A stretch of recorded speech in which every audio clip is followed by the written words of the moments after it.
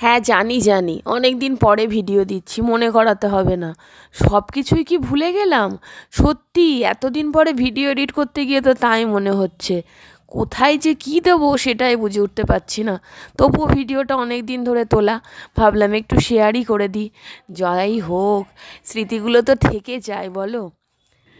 আজকে ছিল পৌষ মাসের পূর্ণিমা, তার জন্য একটুখানি ভোগ দিয়েছিলাম। আর এই যে গুল্লু বুড়ি গুল্লু বুড়ি, এটা হচ্ছে আমার ভাইয়ের ছোট্ট মেয়ে, 7 বছরের। এই সরি, 7 বছর না, 7 মাসের।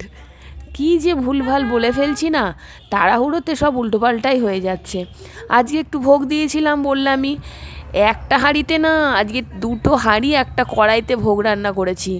অনেককেই বলেছিলাম, সবাই আসতে পারেনি, তবে যারা যারা এসেছে তাদেরকে একটুখানি দেখিয়ে দেবো তোমাদেরকে। সকাল থেকে তো একটুও টাইম পাইনি, কিভাবে পাবো বলো? ওপরের ঘর নিচের ঘর পরিষ্কার। আগে ভাবতাম, ইস, ওপরে যদি একটা ঘর হতো কি ভালোই না হতো। এখন ওপরে ঘর হওয়ার পরে বুঝতে পারছি বাবা কত খাটনি। যাই হোক, ওপরের ঘরের দায়িত্ব কিন্তু আমার বরই নিয়ে নিয়েছে। ঝাড়া মোছাটা ওই করে, যদিও ফাঁকিবাজি করে। তবে নিট অ্যান্ড ক্লিন পরিষ্কারটা কিন্তু সপ্তাহে 2-3 দিন আমাকেই করতে হয়। আর তার সাথে আমি নতুন বিজনেসও তো খুলেছি, ইমিটেশন গিফট আইটেম। তার সাথে আমাদের তো ফোনের দোকান ছিলই, আর তার সাথে আমার বরের যেহেতু মাছ ধরার ভীষণই নেশা, তার জন্য সেও খুলে ফেলেছে একটা সমস্ত কিছু মাছের জিনিসপত্র, মানে মাছের চারা মাছ না, কিন্তু মাছ ধরার চার। তার সাথে ছিপ হুইল সুতো। প্রচণ্ড পরিমাণে কাশি, 1 মাস ধরে তো কাশিই বন্ধ হচ্ছে না। আরে আরে, হাবজা গাবজা চাবজা কত রকমের গল্প বলে ফেলছি, যেটা আসল কথা সেটাই তো বলতে ভুলে যাচ্ছি। আজকে এসেছিল বড় পিসে মশাই আর দিদি, আর তারপরে মেজো পিসে মশাই আর ভাই। আর ছিল ভাই আর ভাইয়ের বউ আর ভাইয়ের ওই যে গুল্লু, যাকে 7 মাসের জায়গায় 7 বছর বললাম, আর ভাইয়ের ছেলে। আর ছোটো মাসির মেয়ে বোনকে বলেছিলাম, আসেনি। আর এসেছিল মেজো কাকিমা আর মেজো কাকার মেয়ে, ওই যে। আর আমার মা তো বসেই আছেন, সবসময় চেষ্টা করি মাকে একটু আনন্দে রাখতে। আর আমরা ছিলাম, আর আমার বুলি মাসি ছিল। এই কজনই, আর কেউ কি ছিল? মাঝে মধ্যে না একটু হিসাব করতে বসে পড়ি। যাই হোক, আজকে খাবার দাবারের মেনুতে কি কি ছিল সেটা বলে দিই। ছিল খিচুড়ি, ওই যে বললাম 2টো হাঁড়ি একটা কড়াইতে করেছি। আমার কাছে তো অনেক বড় পাত্র নেই, তবে বড় পাত্র কিনলে কি হবে, ওই গ্যাসে হবে না, তার জন্য আবার বড় গ্যাস কিনতে হবে।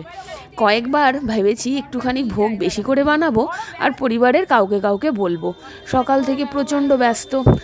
ধুত, যেটা বলার সেটাই তো বলতে ভুলে যাচ্ছি। আজকে কি কি ছিল? খিচুড়ি ছিল, বাঁধাকপির তরকারি, 5 রকমের ভাজা, মাছ ভাজা। তার আমার ভোগে তো মাছ দিতেই হয়। তার সাথে ছিল গুড়ের পায়েসটা এমন গাঢ় হয়ে গেছিলো, সবাই তো বলছিল, কী রে, চুষি বানিয়ে ঠাকুরকে দিয়েছিস নাকি? না, চুষি বানায়নি, তবে একটু গাঢ় হয়ে গেছিলো পায়েসটা। এখানে সবাই খেতে বসেছে, তাই আমার বর একটু আমার ভাইয়ের মেয়েকে নিয়ে ঘোরাফেরা করছে। উপরে ঘরে আসার পর থেকে, উপরের ঘর তো তোমাদের শেয়ারই করিনি, এতটাও বড় হয়নি আমার উপরের ঘর। একটা ছোট্ট মতন ঠাকুর ঘর, সেইটা হচ্ছে বারান্দা টাইপের, একটা বড় দেখে বেডরুম, আর একটা ছোট্ট ব্যালকনি, আর পায়খানা বাথরুম। এই তো হয়েছে। আর যতটা ছাদ ছিল কাজে লাগিয়ে বুদ্ধিটাকে কাজে লাগিয়ে পুরো ছাদটাকেই সিমেন্ট করে নিয়েছি। আর ছাদে একটা চাতাল মতনও করে নিয়েছি। প্রত্যেক মাসের ভোগটা কিন্তু আমি ছাদেই করি। উপরে চাদোয়ার মতন চাদরটা নিয়ে দিই, চারিধারে একটু দূরে দূরে চাদরটা নিয়ে দিই, ব্যাস আমার রান্নাঘর রেডি। আর সেই ভোগ কিন্তু ওখানেই করি। সকাল থেকে প্রচুর কাজ করেছি। এখন দেখো চারিধারে প্রসাদগুলো অগোছালো, কারণ প্রসাদ বেড়ে দেয়া, 2বার 3-4 জায়গাতে প্রসাদ বেড়ে দিই। প্রথমে তো আমি মাছ ভোগ দিই তারামাকে আর বামদেবকে, তারপরে সেইগুলোকে সরিয়ে নিয়ে আবার তারামা আর বামদেবের জন্য একটা নিরামিষ ভোগ দিই, আর একটা সব ঠাকুরকার জন্য একটা ভোগ দিয়ে দিই। আর আজকে আমাদের গুল্লুও কিন্তু ফার্স্ট টাইম ভাত খেলো। আমার বাপের বাড়িতে তো কাল ওষুধ, বাবার তো চলে গেছে আমাদেরকে ছেড়ে জুলাই মাসে। তারপর থেকেই মোটামুটি বড় ভিডিও করা আমার বন্ধ, ইচ্ছাই করে না। আর তার সাথে তো কাজ আছেই, তবে ইচ্ছা থাকলে উপায় হয়, হয়তো ইচ্ছাটাই চলে গেছে বড় ভিডিও করার। আর এই শীতের দিনে ছাদে বসে খাওয়ার কিন্তু মজাটাই আলাদা। চারিধারে লোকজন ভাবছে আরে কি হচ্ছে। না না, চারিধারের লোক বলতে আশেপাশের বাড়ি না, রাস্তার লোকজন। আশেপাশের বাড়ির তেমন খুব একটা কেউ আমার দিকে তাকায় না, খালি রাস্তা থেকে সবাই ভাবছে যে ছাদে এত কিসের ভিড়, কি হচ্ছে। আর এই শীতের দিনে সবাই মিলে তার আমার ভোগ খাওয়া হচ্ছে, কিন্তু একটা পিকনিক রব। কি আর করব, সবাই চারিধারে কত রকমের পিকনিক করে বেড়ায়, আর আমি হাজার রকমের চেষ্টা চরিত্র ইচ্ছা থাকলেও একটাও পিকনিক করতে পারি না। যাই হোক, একটুখানি ছোটো মতন কিন্তু পিকনিক হয়ে গেল। ব্যাস, দুপুরবেলা সবার খাওয়া দাওয়া হয়ে গেছে, এবার আমরা খেতে বসেছি। ময়দান কিন্তু পুরোই ফাঁকা।